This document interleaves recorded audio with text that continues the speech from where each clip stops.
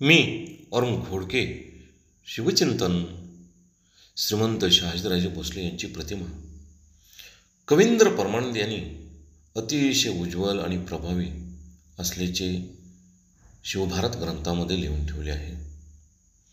परमानंदाने त्यांच्यासाठी वापरलेली काही विशेषणे आदरापोटी लावलेले असतील हे खरे आहे. काही ठिकाणी लेखनाचा काव्यात्मक प्रभाव वाढवण्यासाठी सुद्धा वापरलेले असतील हेही खरे आहेत. परंतु सर्वच विशेषणे आदरापोटी कविकल्पित अतिशयोक्ती नाहीत. शहाजीराजांची कर्तबगारी आणि मिळवलेले विजय हे फार मोठे होते. त्यांनी केवळ इतिहासच घडवला असे म्हणता येणार नाही. कवींद्र परमानंद यांनी अनेक ठिकाणी त्यांचा गौरव केलेला आहे. त्यांचा पराक्रम पाहताच ही सारी विशेषणे अपुरी आणि थिटी पडतील असाच आहे.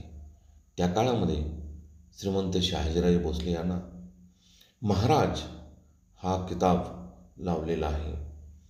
तो त्यांची श्रेष्ठता आणि योग्यता दर्शवणारच आहे. वास्तविक शहाजीराजांचा राज्याभिषेक कधी झाला नव्हता. ते सिंहासनावरती कधी बसले नव्हते.